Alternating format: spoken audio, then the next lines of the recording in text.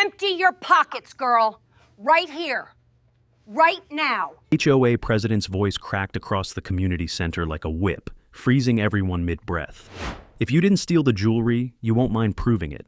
She didn't wait for agreement. She snapped her fingers at her board, already pulling a screen into place. And in the middle of the crowd's confusion, a grown woman accused a 14-year-old of hiding diamonds under her clothes.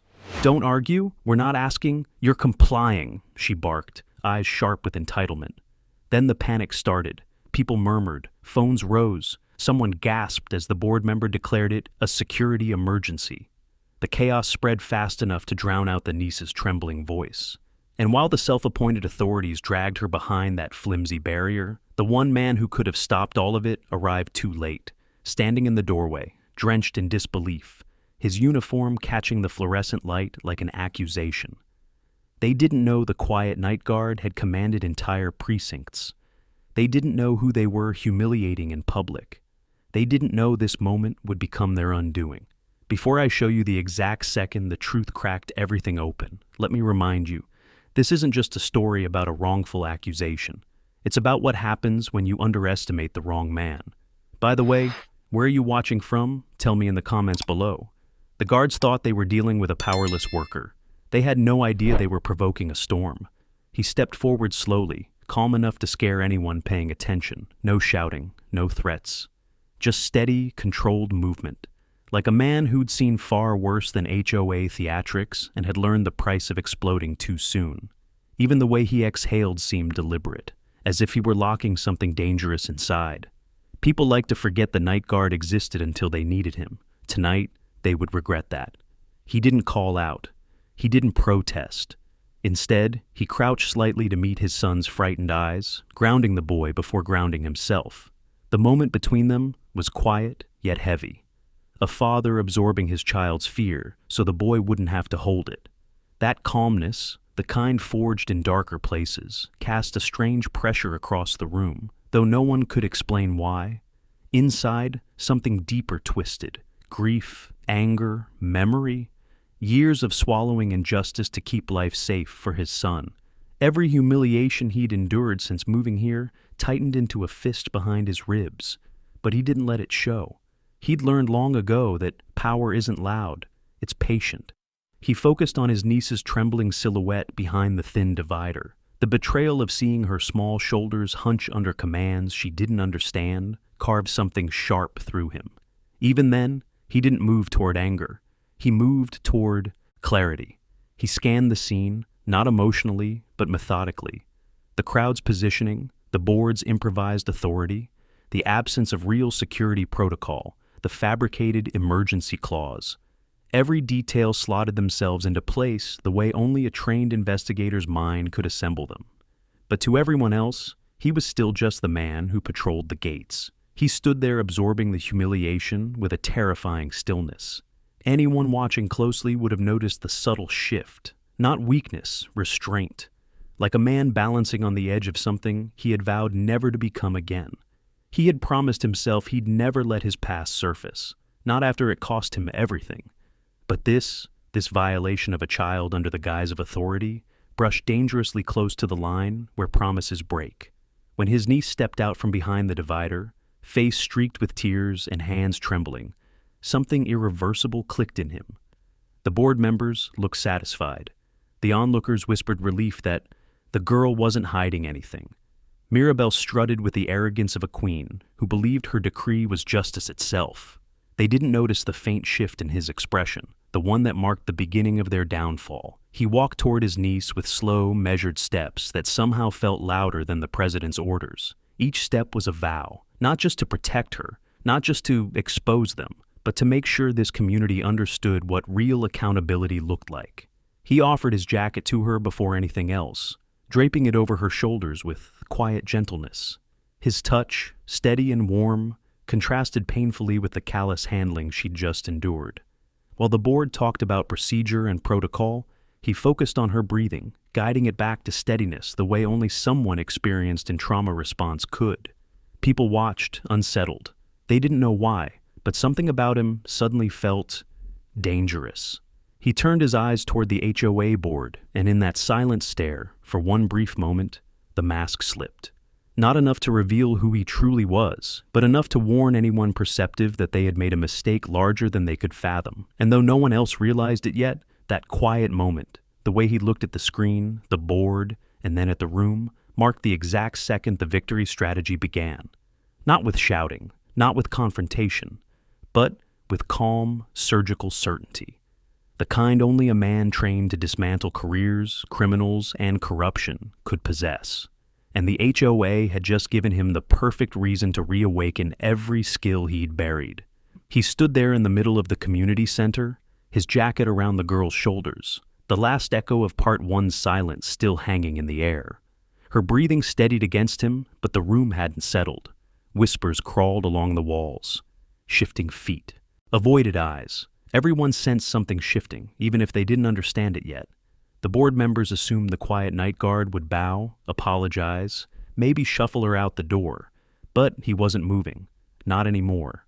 The HOA president sniffed sharply, clearly irritated that the crowd's attention was drifting back to him instead of her triumphant declaration that nothing was stolen. She expected gratitude, not resistance. "We followed procedure," she announced, chin lifted high. "If the girl is innocent, she should be grateful we cleared her name so quickly." He didn't answer. He simply moved his niece a step behind him, his hand steady on her arm. That calmness returned, the same unnerving stillness that settled in his shoulders when the world crossed a line. The kind of calm that wasn't passive at all. It was preparation. Even the boy at his side recognized it.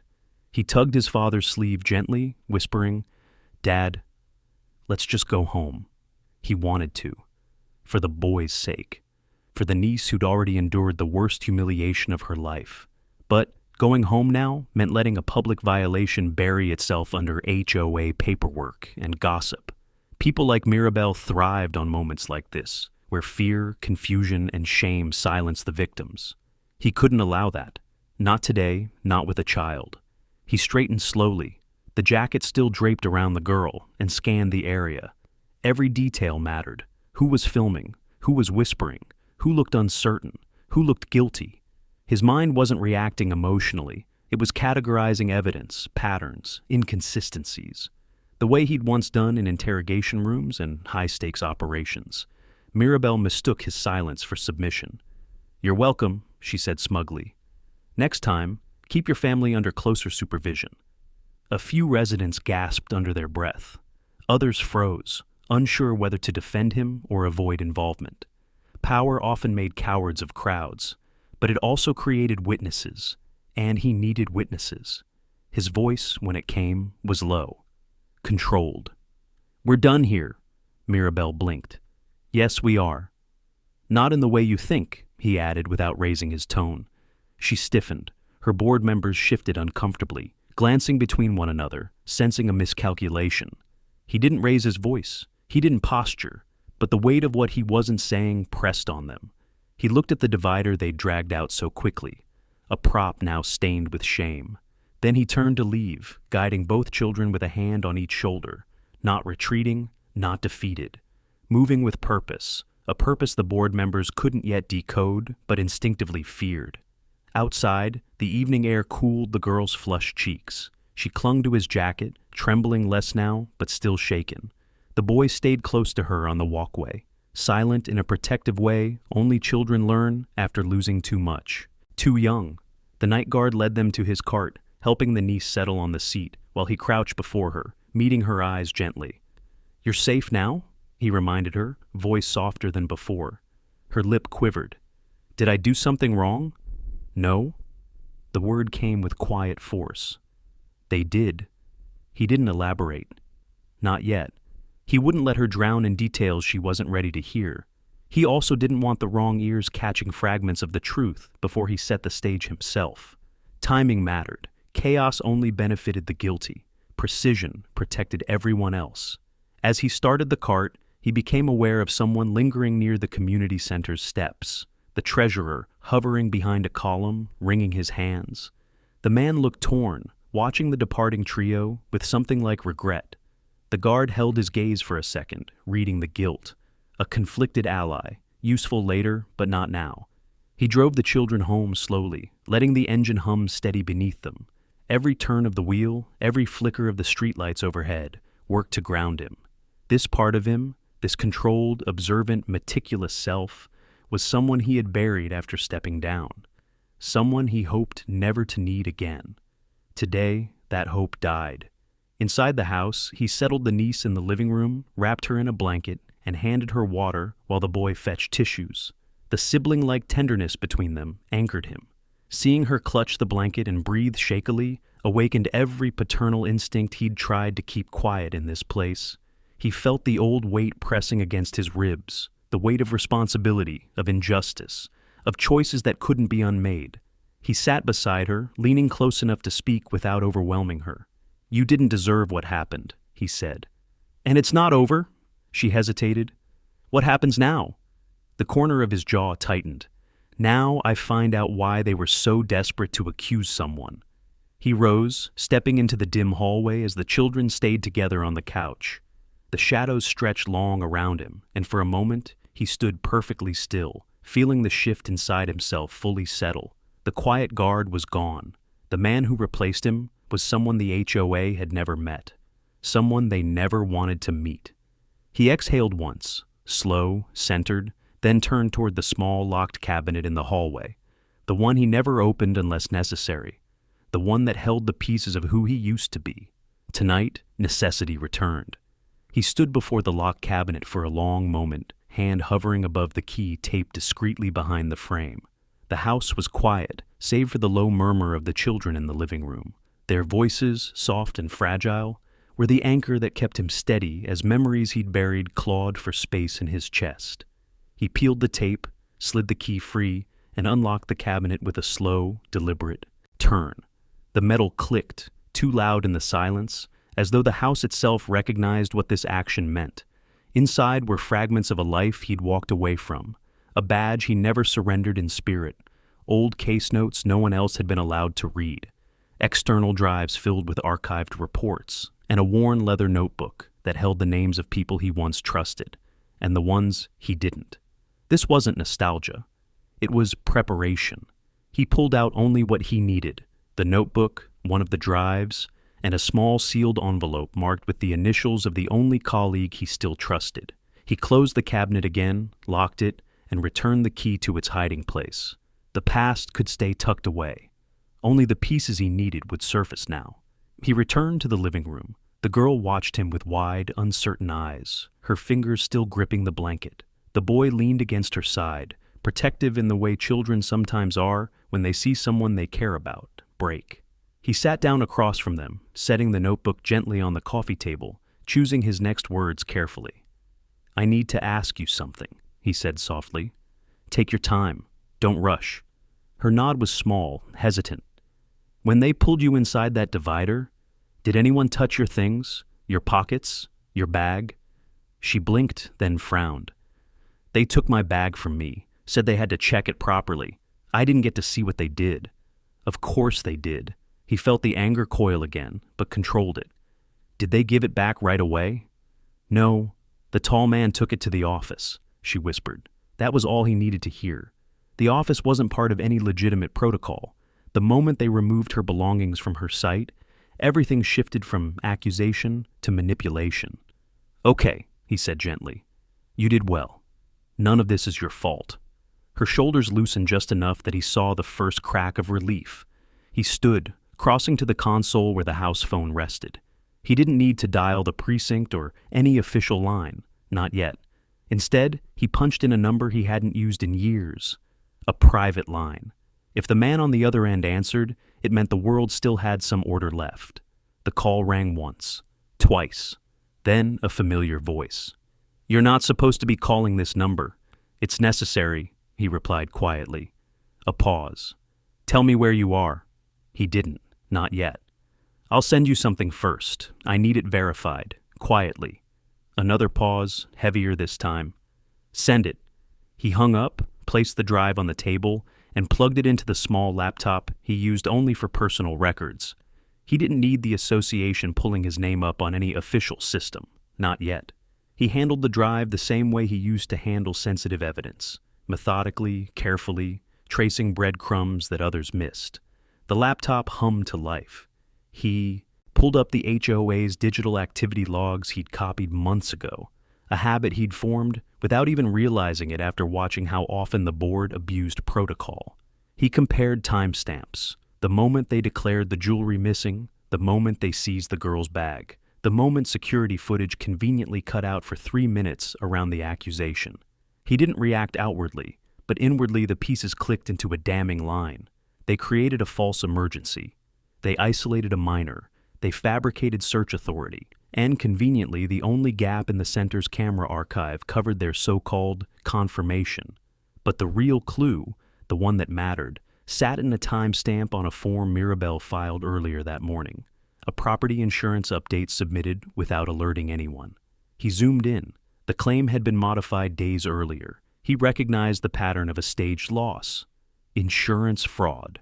That's why they panicked. That's why they needed a scapegoat. And they chose the girl because she looked quiet, breakable, easy to corner. He closed the laptop with a firm click. He would not let this vanish behind community gossip. He stepped into the hallway again, pulling out the sealed envelope. Inside was a single card, the direct number of the county's child protection investigator, a number he'd been given years ago after helping resolve a cross-state abduction case. He had hoped never to use it again. Tonight, hope wasn't relevant. He dialed. "This is Investigator Hale. This is about an unlawful search of a minor," he said. "I'm reporting it formally." Hale's tone sharpened instantly. "Give me the details." "Tomorrow morning," he said. "In person. I'll bring everything." Hale agreed. "Text me the address. I'll be there." He hung up and returned to the living room. The children watched him with a mix of fear and trust. He sat down again, lowering his voice to reassure them. "No one's getting away with this," he said, "but we'll do it the right way." The girl nodded slowly, her breathing steadier now. The boy leaned into his dad's side, sensing the shift, recognizing the version of him he'd rarely seen but always understood. And just as the room quieted, there was a soft knock at the door, hesitant, unsure. The treasurer stood on the porch, guilt in his posture, a conflicted witness, a necessary piece. The victory strategy had just found its next opening. The treasurer stood on the porch like a man battling his own shadow, shifting from foot to foot, eyes darting toward the driveway, as if considering escape. The guard opened the door but didn't step aside yet. The children watched from the couch, their presence enough to soften his posture, though not enough to erase the edge in his voice. "Can I talk to you?" the treasurer asked quietly, hands trembling at his sides. He didn't answer immediately. He let the man feel the weight of the threshold, an unspoken reminder that whatever he said next mattered. Finally, he stepped aside. "Come in." The treasurer entered hesitantly, shoulders hunched, gaze flicking toward the niece with visible shame. He swallowed hard. I didn't agree with what happened. I swear I didn't." The guard didn't let him ease into the conversation. "But you stayed." The treasurer winced. Yes." His silence wasn't hostility. It was an invitation, a space for truth. Eventually, the man sank into the nearest chair, running shaky fingers through his hair. "I have 2 daughters," he whispered. "When I saw what they were doing to her, I froze. I wanted to stop it, but Mirabelle, she said it was an emergency protocol. She said refusing could interfere with a board investigation." "She lied," the guard said, voice level. "I know," his voice cracked. "That's why I'm here." The guard waited. The treasurer took a breath, gathering the courage he wished he'd had earlier. Mirabelle told Colvin earlier this week that her jewelry was too valuable to wear openly, and she was thinking of updating her insurance. She talked about it like she was preparing for something. The guard's expression didn't change, but inside, the final confirmation locked into place. Fraud, manufactured crisis, scapegoat. "And today," the treasurer continued, "before the fair started, she went into the office alone. When she came out, she told Colvin to stay alert because she wanted to make a point about security." He swallowed again. It didn't make sense then, but when the necklace went missing, everything clicked. She didn't lose anything. She wanted chaos. "And she needed someone to blame," the guard said. The treasurer looked toward the girl again, guilt softening his eyes. She chose the one she thought couldn't fight back. He didn't apologize. Apology didn't undo harm. But the treasurer's admission wasn't about forgiveness. It was evidence, and evidence mattered. "Why come here?" the guard asked.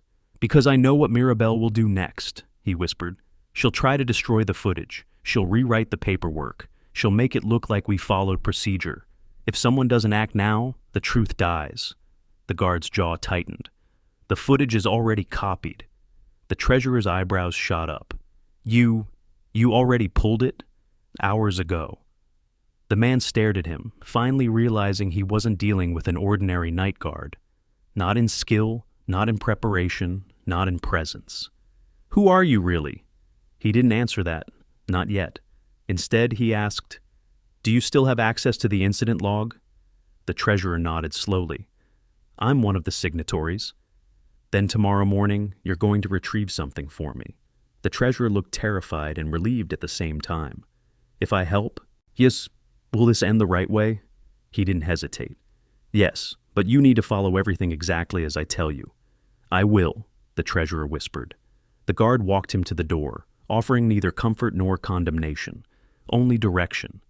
"Don't speak to Mirabelle tonight. Don't speak to Colvin. And don't touch anything in the office." The treasurer nodded vigorously, wiping his palms on his slacks. I won't even go near the building." As he stepped outside, the guard added one more thing. "And don't disappear." The man paused, nodding again. "I won't. I owe that girl more than silence." The door closed behind him. The house felt heavier, but steadier, like the first beam of a structure finally being reinforced. He returned to the living room. The girl was holding the blanket tighter, eyes glossy. The boy looked smaller than usual, leaning into the sofa arm, but watching his father with unwavering trust. He knelt beside them, softening his voice. "That man came because he regrets what he didn't do," he explained gently, "and because he can help fix what happened." The girl hesitated. "Do you trust him?" "I trust what he saw," he said, "and I trust what he feels guilty about." He didn't need to say more. Children understood sincerity better than adults. He sat back, exhaling slowly. Tonight's developments weren't victory. They were the first cracks in the board's armor. The treasurer's account aligned perfectly with the timestamps he'd analyzed. Mirabelle's fraudulent plan had a pattern: create chaos, frame a target, file a claim, cash in. But this time, her greed crossed into territory she couldn't manipulate: children, law enforcement jurisdiction, and state-level investigators. He checked his watch. He would send the investigator the footage and logs at dawn, not before.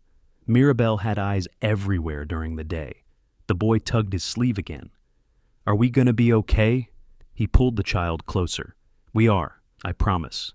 He didn't promise lightly. Not anymore. As he turned off the living room lamp, he caught his reflection in the window. Eyes steady, posture firm, the past sitting on his shoulders again, but not crushing him this time. Tomorrow, the board would begin to realize they had picked a fight with the wrong man, and by then, there would be no turning back. Morning arrived with a gray, heavy sky, the kind that seemed to warn the neighborhood something was coming. He woke before the first hint of sunlight, already dressed, already centered. The house was silent except for the soft breaths of the two children asleep on the living room couches. They had insisted on staying close, refusing to sleep in separate rooms after what happened. He didn't force them. Safety wasn't just physical. It was proximity, reassurance, presence.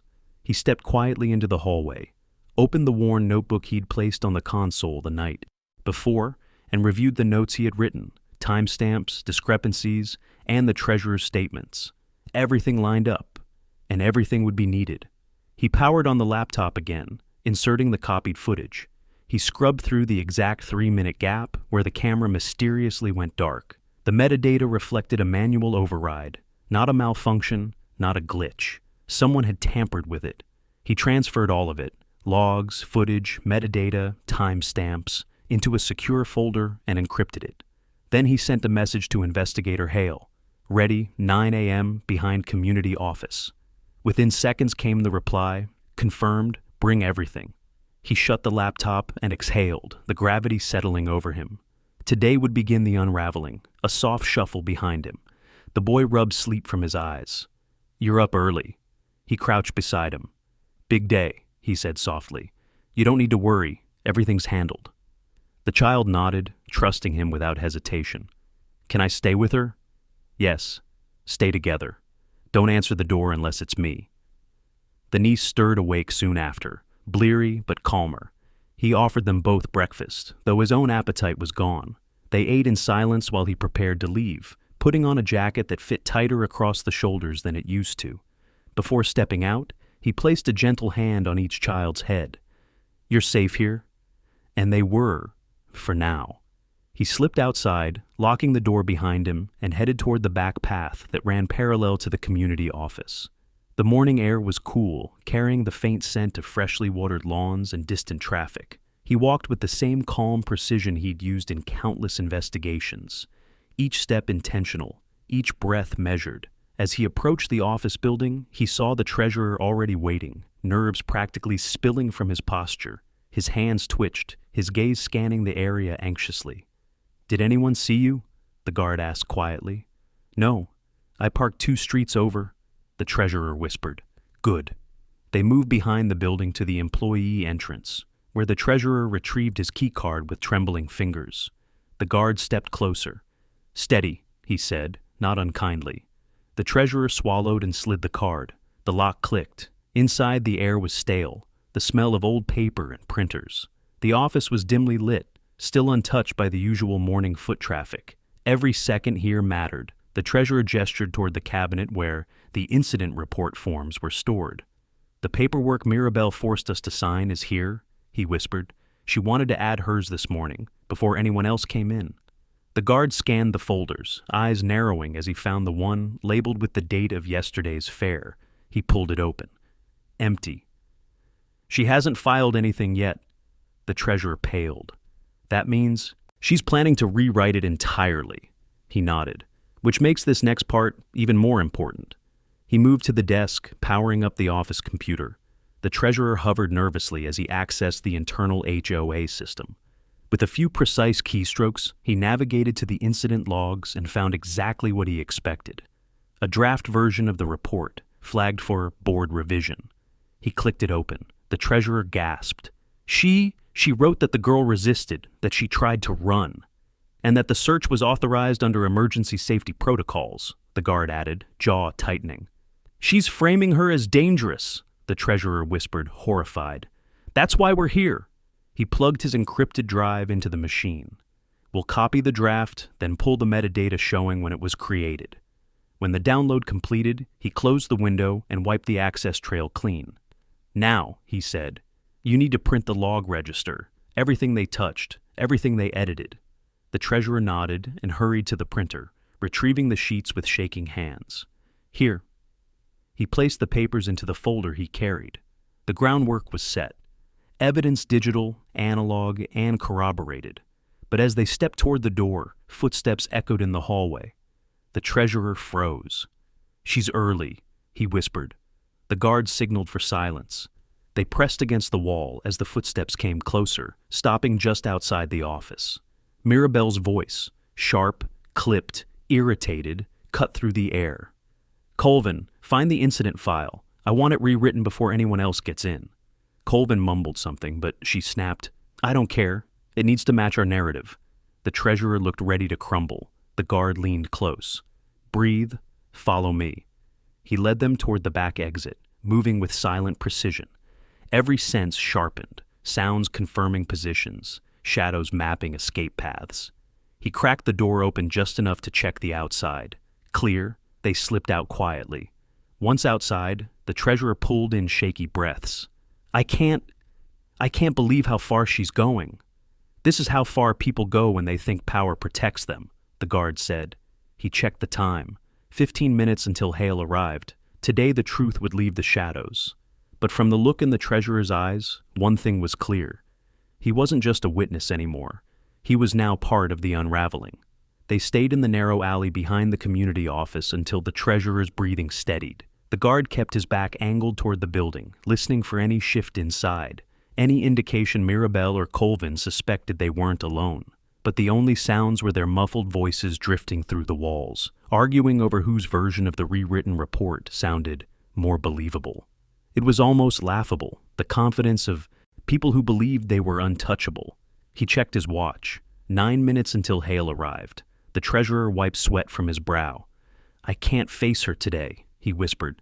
"If she sees me near the office, she'll ask questions." "You won't have to," the guard replied calmly. "But you stay close. If Hale has questions, you answer honestly."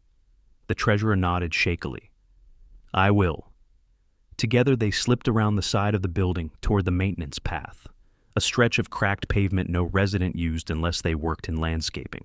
The guard led the way, moving with the same precise awareness he'd relied on through years of surveillance, stakeouts, and tense operations. He didn't need to look back to know the treasurer followed his exact steps. When they finally reached the back lot, Hale was already pulling in, a nondescript sedan, intentionally forgettable. The investigator stepped out, straightening a jacket that looked too light for the weather. A woman with sharp eyes, no wasted movement, and a posture that told him she'd seen enough cases to know which ones would change her whole week. She approached without hesitation. "You're early," she said. "So are you." She gave the faintest nod, then scanned the treasurer. "That him?" The treasurer stiffened, but the guard answered. "A witness." Hale's eyes settled on him fully now.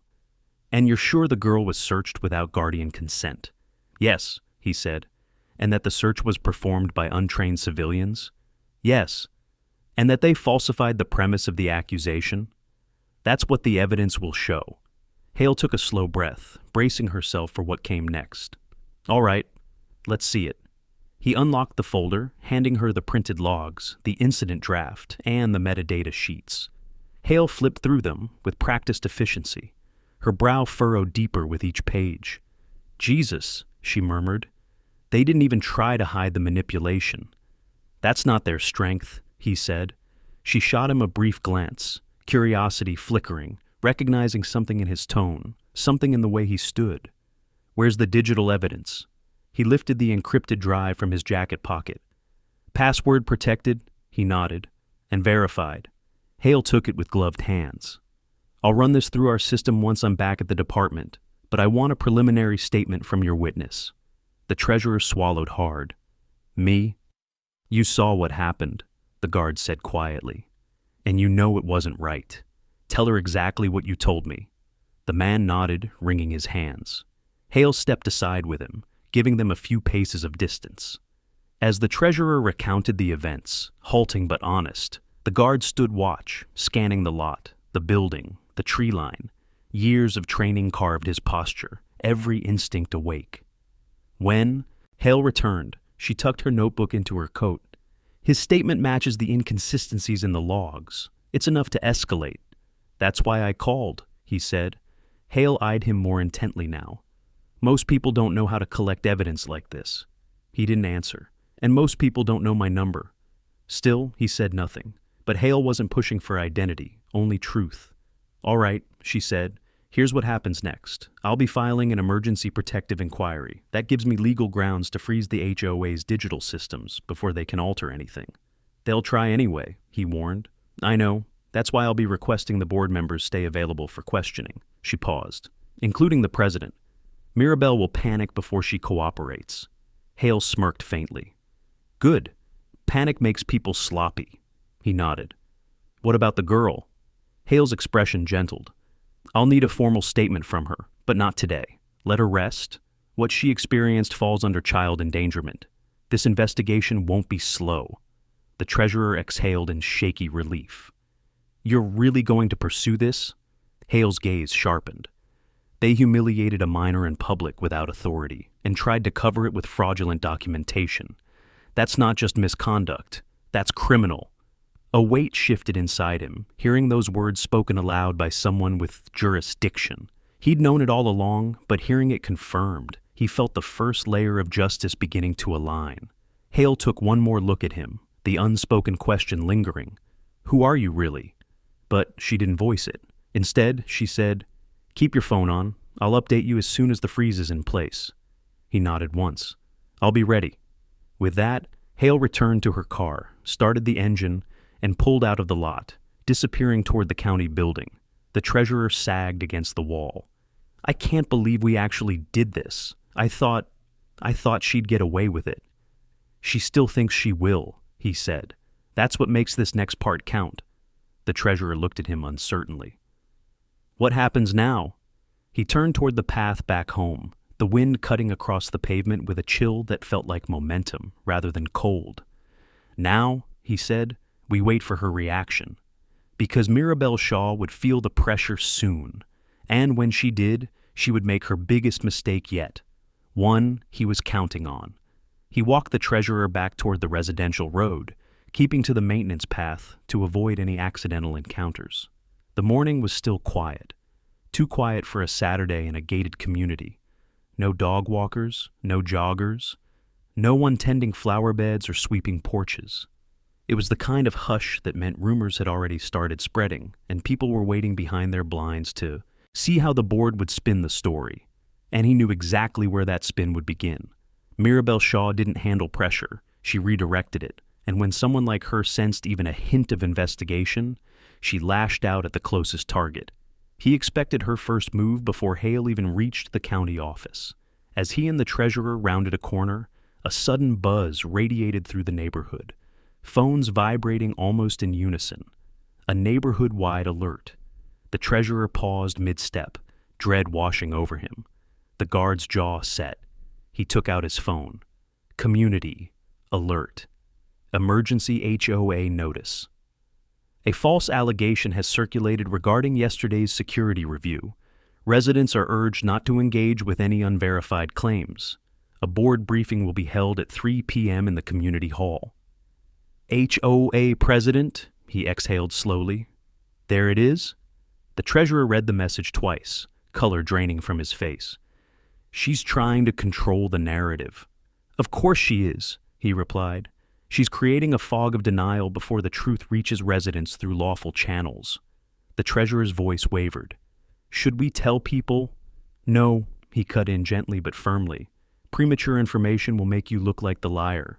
Let her speak first. Let her commit to her version publicly. The treasurer swallowed hard. And then we bring the real story. They reached his house minutes later. The children opened the door almost immediately, both anxious from the alert they had received. His niece stepped forward first. What does it mean? She asked, voice tight. It means she's scared, he said. And when people like her get scared, they get sloppy. The boy tugged his sleeve. Are we still okay? We're fine, he reassured. Hale has everything she needs. He guided them inside, locking the door with a click that felt more like setting a boundary than securing a house. The treasurer lingered near the entryway, looking torn. I need to go, the man said quietly. But I'll come to the meeting. He nodded. Stand at the back. Watch, don't speak. I'll handle the rest. The treasurer left, leaving the house in a hush again. The girl sank into the couch, pulling her knees close, still shaken by the idea that the woman who humiliated her was now spinning lies to the whole neighborhood. He sat beside her. She can send alerts, rewrite events, twist words, but she can't erase evidence, he told her, and she can't outrun the state. The girl nodded, absorbing his certainty like warmth. As the children settled, he moved toward the window. From there, he watched the community slowly wake under the weight of the HOA alert. Clusters of residents stepped outside, checking their phones, whispering in driveways. Fear, confusion, and suspicion all mingled in the air. This was the environment Mirabelle wanted, an atmosphere thick with uncertainty. She believed she could step into that fog at 3 o'clock and reclaim control with a polished speech and strategic tears. But for the first time in years, he allowed a small smile to touch the corner of his mouth. She had no idea the ground beneath her was already gone. Around noon, his phone buzzed again, not with an HOA alert this time, but with a text from Hale. Digital freeze initiated, board systems locked, interview request issued to president, expect reaction. Reaction was an understatement.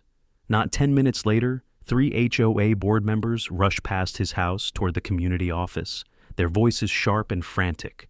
They tried their key cards, tugged at the door, shouted into the intercom. He listened from the window, observing the frantic gestures, the forced calm they tried to display as other residents watched. Then Mirabelle herself stormed into view, heels snapping against the pavement, phone pressed to her ear. "No, I did not authorize any inquiry," she snapped. "I don't care what the county says. This is harassment." She stopped mid-sentence, noticing him at the window. Their eyes locked for the first time since the strip search. She froze, just long enough for fear to flicker, real fear, before she masked it with a stiff spine and forced composure. She turned away and disappeared into the building's shadow. He stepped back from the window. Her panic wasn't victory, not yet, but it was the first sign the strategy was working. Public exposure wasn't just the moment of reveal, it was the gradual tightening of the noose leading to it. Every lie she clung to now would choke her later. He paced toward the living room, thinking through every step. At 3, she'd twist the story. He'd let her. She'd present false documents. Hale would already have the originals. She'd say the child resisted. He'd have footage and witness accounts proving she didn't. Her downfall wasn't going to be private. It was going to be exactly where she humiliated the girl, in front of the same people, under the same roof, with the same lights staring down on her. The boy approached him again. "You're quieter today." He rested a hand on his son's shoulder. "Quiet means I'm thinking?" "About what?" "About how truth works. It doesn't rush. It builds." The boy nodded solemnly, as if storing away the wisdom. He turned toward the clock. 12:26 p.m. The build-up had begun. In a few hours, the HOA would gather. Mirabelle would speak. Residents would listen.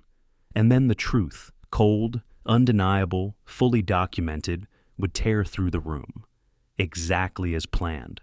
By the time the clock inched toward 2, the neighborhood had shifted into a strange kind of buzzing paralysis. Doors opened and closed with quiet urgency. Neighbors clustered in 2s and 3s, trying to decode the HOA alert, trying to decide whether to attend the meeting at 3. The air felt tense, like the whole community was holding its breath. Inside the house, the children sat close together on the couch, watching him move through the living room with that same calm precision they'd grown used to, steadiness layered over something sharper. The niece clutched the blanket, but her fear had thinned into anticipation. The boy watched his father with wide, steady eyes, recognizing the weight of every step he took. At 2:15, he checked his phone. Another message from Hale. "Present at meeting. My team will enter at 3:10. Do not engage early." He nodded slightly, memorizing the timing. She understood exactly what he intended. Let Mirabelle commit to her lies. Let her display her arrogance publicly. Let her dig her own hole. Then bring in the truth, not whispered, not hidden, exposed. The boy approached first. "Do we go with you?" "No," he said gently. "Stay here. Lock the door after I leave." The niece swallowed. "Will it be like yesterday?" "No," he assured her. "Today is the beginning of correction." She nodded, small but brave.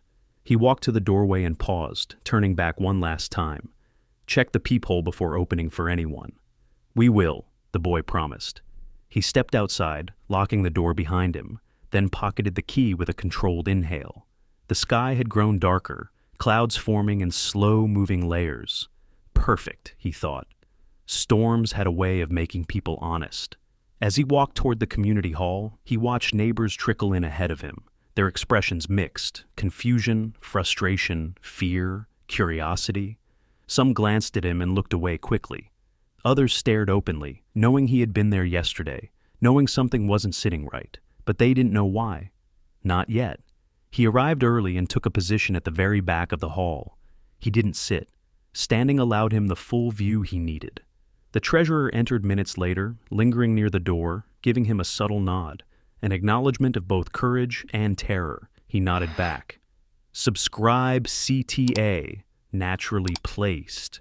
If you've ever watched someone twist the truth until it snapped, you know exactly how this moment felt. By the way, make sure you're subscribed so you don't miss what happens when people like this finally get exposed. At 2:59, Mirabelle arrived. Her heels clicked sharply against the polished floor, each step loud enough to claim territory. She wore an immaculate blazer, hair pulled back tightly, expression polished into professional concern. She carried a thick binder, framed as preparation, but he knew it was fabrication. Residents fell silent, the room filled to capacity. Mirabelle cleared her throat. "Thank you all for coming on short notice," she began, projecting her voice like a seasoned politician.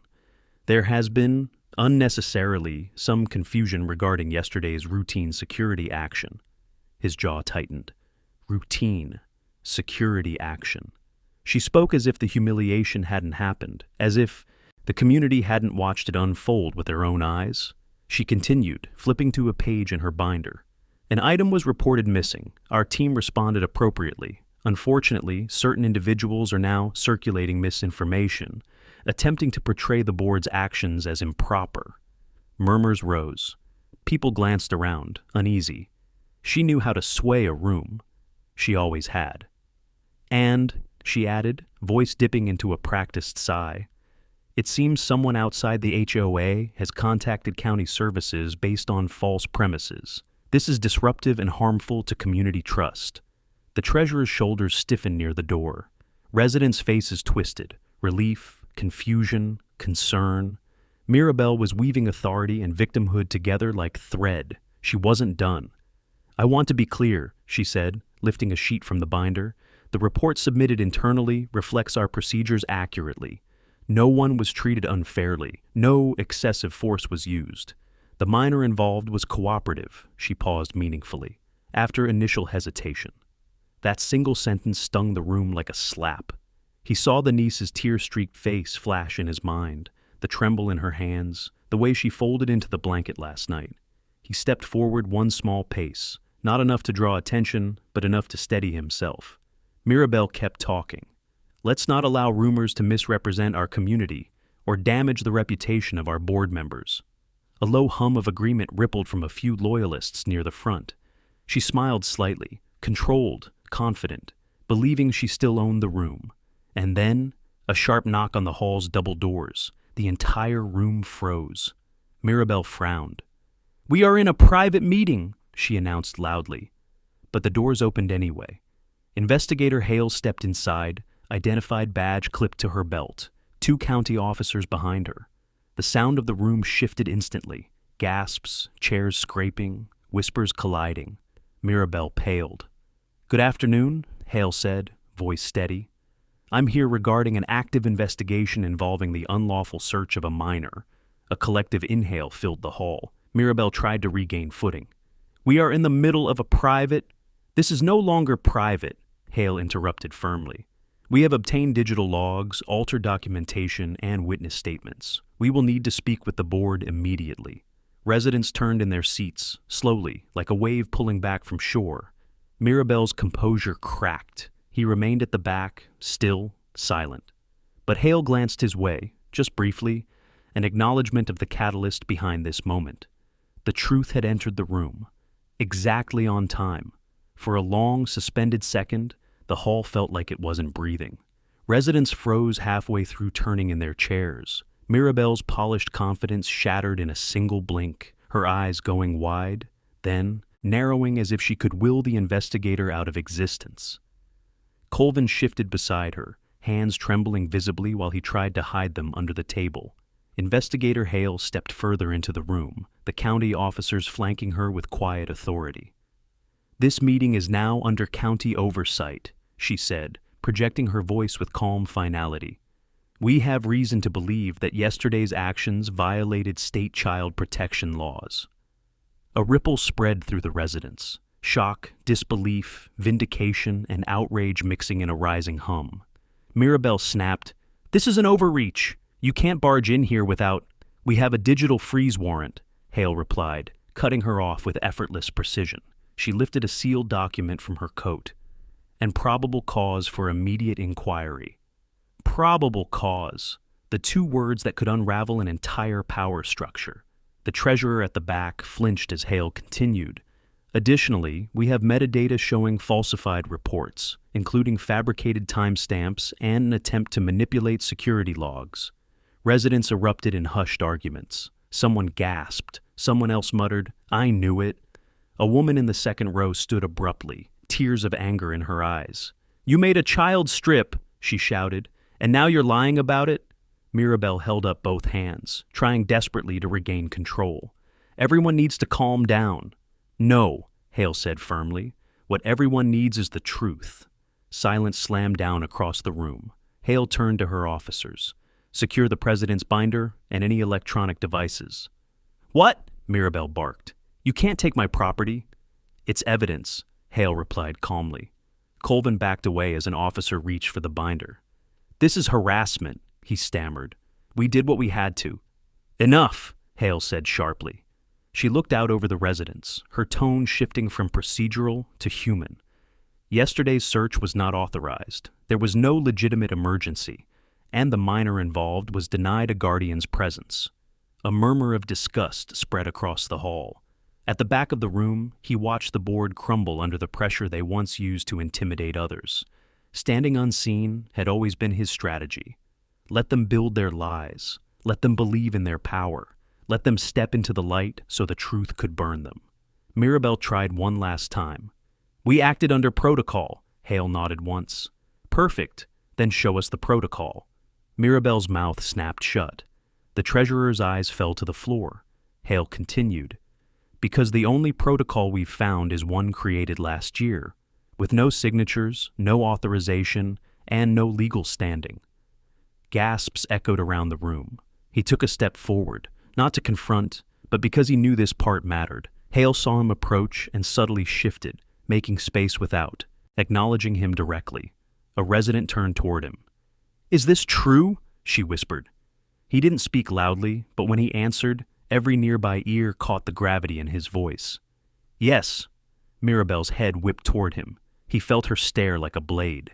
You, she spat. You've been stirring this from the start. He held her gaze calmly. No, you started it when you dragged a child behind a divider. The room erupted again. Angry whispers, furious stares, parents clutching their children closer. Hale lifted a hand to reestablish order. We'll be taking statements today. Anyone who witnessed the incident is encouraged to speak with us. The treasurer hesitated, then stepped forward. His voice wavered, but he didn't retreat. I'll give a statement. Mirabelle spun toward him. You traitor! Sit down, Hale commanded. Mirabelle's mouth opened like she would scream, but she stopped, because the residents were no longer looking at him, or Hale, or Colvin. They were looking at her. Her downfall wasn't quiet. It wasn't small. It was happening exactly where she never expected to be challenged, in public, under lights, in front of people she'd always believed were beneath her. And the guard stood there watching, silent but fully present, knowing the strategy was unfolding exactly as planned.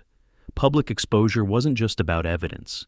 It was about stripping away false authority in the same way they stripped the child of dignity. Residents began calling out, "Why'd you touch someone's kid? You lied about the report? You abused your power. What else have you been hiding?" Mirabelle's face went blotchy with fury. "All of you, calm down!" But they didn't. They couldn't, because the spell was broken. Hale gave one final order. "President Shaw, you and Mr. Drax need to come with us, now." Mirabelle stumbled backward. "You can't arrest me!" "You're not under arrest," Hale clarified. "You're being detained for questioning." Colvin deflated entirely, shoulders caving as an officer guided him toward the door. Mirabelle thrashed once, then went rigid, caught between rage and fear. As they were escorted out, she pointed a shaking finger at the guard. "This isn't over. You think you've won, but you haven't won anything." He didn't move, didn't flinch. He simply said, "It's not about winning." The residents turned toward him again, quiet now, waiting. "It's about restoring what you tried to break." The hall fell completely still, and for the first time since the ordeal began, the community began to understand who they were dealing with. When Hale nodded toward him, a silent thanks, a recognition of the role he played, he simply stepped back into the shadows again. The public exposure was complete, and the real reckoning was only beginning. The hall emptied slowly, as if no one quite trusted that the meeting was truly over. Residents drifted out in clusters, still whispering, still glancing back at the door where Mirabelle and Colvin had been escorted out. The atmosphere felt split down the middle, half outrage, half stunned realization, and beneath it all, a quiet, growing respect for the man who had stood in silence while the truth unfolded. He didn't linger. He stepped out of the building and into the gray afternoon, letting the door click shut behind him. The treasurer followed, shaky but lighter than he'd been in days. "I can't believe it," the man murmured. "She actually lost control." She never had control, the guard said simply. She only had fear to offer. They walked a few steps together before the treasurer stopped. Do you think they'll be arrested? Depends on how much they admit, he replied, and how much they try to deny. The treasurer nodded, absorbing that.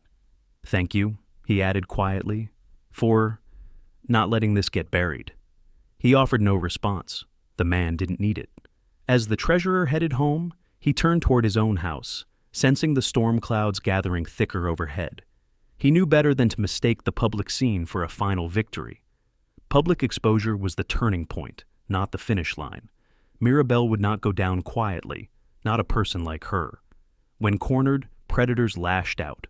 Sure enough, before he'd taken 10 steps, a resident approached him, Mrs. Hallman from 3 houses down. She clutched her purse like a shield.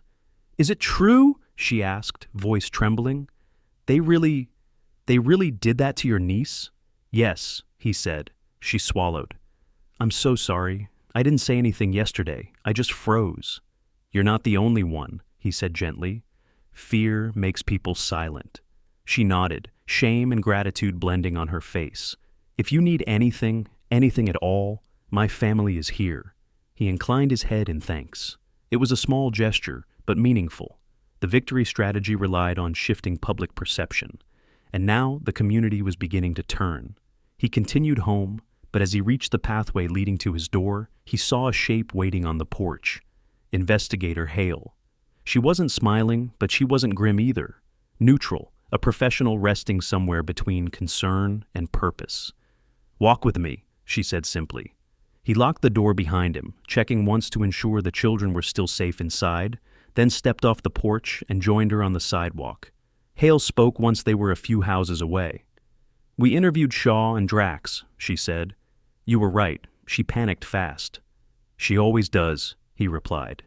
Hale gave him a sidelong look. Drax folded quickly, claimed Shaw pressured him, claimed he didn't know she'd staged the situation. He knew, the guard said softly. His guilt gave him away. Maybe, Hale conceded, but whether he admits it or not, we have enough evidence to pursue charges. The problem is Shaw. He wasn't surprised. She's fighting? With everything she has, Hale said. She claims you orchestrated the entire situation to discredit her. She says you targeted her because of a personal grudge. He exhaled slowly. I expected as much. She also tried to argue that you're not credible, Hale added, watching his reaction carefully. She doesn't know who I am, he said. No, Hale said, stopping at the edge of the cul-de-sac. She doesn't, but I do now. For a moment, the street fell completely silent. He didn't answer, didn't confirm, didn't deny. Hale continued, voice lower. When I ran your evidence through the system, your old ID pinged. It was archived, but the signature was there. Your case handling pattern, your encryption method. It matched. He finally met her eyes, calm, unshaken. I'm not here to out you, Hale said gently. If anything, your background makes what you did today even more legally sound. But I need to know what level of involvement you want moving forward. He looked toward his house, the window where he knew 2 young faces were watching from behind the gap in the curtain. That was his answer. I want this done right, he said. No shortcuts, no loopholes. Then you'll get that, Hale assured. But you should know. Shaw tried to file a counter-complaint accusing you of threatening her. He raised an eyebrow. Did she provide evidence? No, she didn't expect us to ask. Hale smirked faintly. She's unraveling fast. He nodded once. Good. Hale took a slow breath. Her next move will be desperation. She'll try to sway public opinion again. She may even try to intimidate residents into silence. But the freeze on their systems is locked, and the county director has already classified this as a priority case. He absorbed her words, then asked, What do you need from me? A final statement, Hale said. Detailed, from you, not just as the guardian, but as the primary witness. And then, Hale said, we move to formal charges. They walked back toward his house. Before turning away, Hale added quietly, You did good today, not just for her, for the whole community. He didn't smile, but something in his posture softened just enough that Hale noticed. When she left, he entered his home again. The children rushed to him, asking a flurry of breathless questions. He knelt, pulling them close. "It's moving now," he told them. "Everything." The niece's eyes shimmered with a mixture of relief and disbelief. Is she gone?" "Not yet," he said honestly. "But she will be." Because public exposure had cracked the facade. Now came the collapse. He spent the next hour grounding the children again, steadying their breaths, calming their questions, reminding them that the worst part had already passed. The niece clung to his sleeve longer than usual, as if letting go might rewind everything that had happened. He didn't rush her. He sat beside her until her shaking eased, until her breathing matched the quiet rhythm of the house. But even as he reassured them, he knew the day wasn't finished. The victory strategy required one final pivot. The moment where the antagonist, sensing the end, made her most desperate and telling mistake. And from everything Hale had said, Mirabelle Shaw was exactly the kind of person who could not accept collapse quietly. He stood from the couch, giving the children a small, reassuring nod. "I'm stepping outside for a moment," he said gently. "Stay here." The boy frowned. "Is she coming back?" "Not here," he replied. "But she'll try something. People like her always do." The niece hesitated. "What if she blames us again?" He crouched beside her, meeting her fearful eyes with quiet certainty. "You're not responsible for her behavior. She's responsible for everything she did." She nodded, still unsure, but calmer. He stepped outside, letting the door close softly behind him. The air had grown colder, wind streaking through the trees in restless gusts. The storm clouds overhead looked darker than before, heavy, swollen, the unsettling kind of sky that made the world feel tense. He walked to the edge of his driveway. Right on cue, a black SUV turned the corner too fast, screeching slightly as it braked in front of him. The passenger door flew open, and Mirabelle Shaw stepped out, hair disheveled, makeup smeared, coat thrown over her shoulders like armor she no longer knew how to wear. Her eyes were frantic. "You did this!" she screamed, voice cracking at the edges. "You ruined everything!" Neighbors peeked from windows. A few stepped out onto porches. The treasurer, who lived down the street, froze halfway down his walkway. The guard didn't raise his voice, didn't step back. He simply stood still. Mirabelle stormed closer. "I know what you're doing, turning everyone against me, manipulating the investigation." She jabbed a trembling finger at him. "You think you're some kind of hero?" He didn't reply. "You're nothing but a night guard," she spat. "Nothing!" He stared at her with the same calm that had unnerved her in the meeting. It was the silence of someone who didn't need to argue, because the truth had already spoken for him. She misinterpreted that calm as weakness. She charged forward, raising her voice loud enough to wake the entire block. "Your niece was acting suspicious. I did what any responsible leader would have done." He didn't move an inch. "You strip-searched a child in public." "She stole!" Mirabelle shrieked. "The necklace was never missing," he said evenly. "You filed an insurance claim days before." Her face drained of color. "You're lying." She backed up half a step. "You're twisting everything. The county will believe me. They always believe me." "No," he said, without raising his tone. "Not anymore." The treasurer approached cautiously. "Mirabelle, stop. They already have all the evidence." She spun on him. "You useless coward. You betrayed me." "I told the truth," he said quietly. "Truth?" She barked out a bitter laugh. "This community follows me. They trust me. I've protected them for years." "They trusted you until yesterday," the guard said. "Now they've seen who you are." Her lip curled. "You think you can take everything from me?" Her voice cracked again. "You don't know who I am." "I know enough," he replied, "and the county knows more." Her breathing quickened, frantic, uneven. She stepped closer again, lowering her voice to a hiss only he could hear. "I know who you are too," she whispered. "I pulled your file." He didn't react. "I know you were forced out of your position," she sneered. "I know what you did before you hid behind that cheap uniform." He stared at her steadily. "And when the county learns who you really are," she continued, "they'll see this whole thing as a grudge match. Your word against mine. Your past against my authority." He let her finish. Then, quietly, he said, "The county already knows." She froze. "And unlike you," he continued, "I didn't lie about anything." Her face twisted, rage and fear fighting for space. She turned toward the SUV, shouting at the driver, "Call the board! Call the lawyer! Call anyone!" But she didn't get to complete the sentence. Another car pulled up. Hale stepped out. Residents emerged from their homes like the neighborhood itself had been waiting for this moment. Hale approached with measured steps. "Ms. Shaw," she said calmly, "you were instructed not to leave your home until questioning resumed." Mirabelle spun around, panicked and feral. "I had to defend myself. He's manipulating everyone." Hale raised an eyebrow. "By standing silently in his driveway?" Mirabelle opened her mouth, but nothing came out. Hale continued. "Due to violation of detainment terms, we're escalating the case." Colvin stepped out of the SUV, horrified. "Mirabelle, what did you do?" she shrieked. "I did nothing wrong." Hale lifted a hand, signaling the officer beside her. "Ms. Shaw," Hale said firmly, "you are now being taken into custody for obstruction, tampering, and child endangerment." Mirabelle lunged backward, but two officers moved efficiently, guiding her toward the vehicle. She screamed, kicked, cursed, but the guard never moved. Residents watched in stunned silence as the woman who once ran the community like a kingdom was placed into the back of a county vehicle, fighting the air itself. Colvin looked at the guard, shame and exhaustion etched across his face.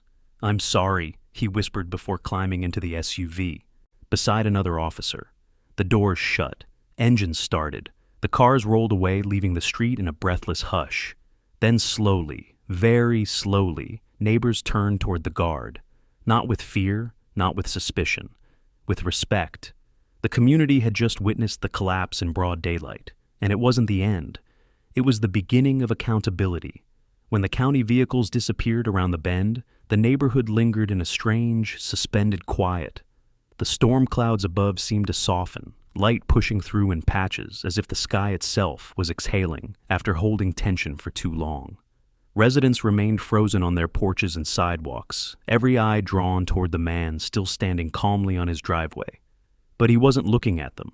He was looking at his home, the place where two frightened children had waded through uncertainty and fear and humiliation. The place he had built with discipline, structure, and love. A place that deserved safety. He stepped inside, closing the door gently behind him. The niece rushed toward him the second she heard the latch click. Her small hands gripped his shirt tightly as she pressed her face into his chest. The boy followed, wrapping his arms around both of them without hesitation. He held them both, grounding himself in the rhythm of their breathing. "It's over," he said softly. The niece's voice cracked. "She's gone?" "Yes," he said, "and she won't touch you again. Not ever." She nodded against him, tears silent but cleansing. The boy stood tall, jaw set, eyes shimmering with fierce protectiveness. "Did everyone see what she did?" he asked. "Everyone," the guard answered, "and everyone knows the truth now." The boy let out a breath that sounded like relief and release at the same time. "Good," he said. "She deserved to be seen." He rested a hand on the boy's shoulder. She did, and she was. He led them to the couch and sat with them, allowing the house to return to its quiet heartbeat. The niece curled up beside him, her head resting gently against his arm. The boy leaned forward on the coffee table, absorbing every quiet reassurance radiating from the room. For the first time since the ordeal began, the atmosphere felt still. No fear, no accusations, no lies hanging in the air like dark smoke, only truth, only safety. A soft knock sounded on the door. He rose, motioned for the children to stay seated, and opened it slowly. On the porch stood the treasurer, shoulders slumped but lighter than the night before. His face was carved with guilt and apology. He began, voice unsteady. "I wanted to thank you, and to say I'm sorry I didn't speak earlier." "You spoke when it mattered," the guard said. The treasurer looked down. "Mirabelle was terrifying. She punished anyone who crossed her. I should have done more." "You did enough." The man nodded, relief flickering behind his eyes. "If there's anything your family needs, anything at all, you come to me first." "I will." The treasurer turned and walked away, but the guard saw it clearly. This was a community beginning to recalibrate, one confession at a time, one truth at a time.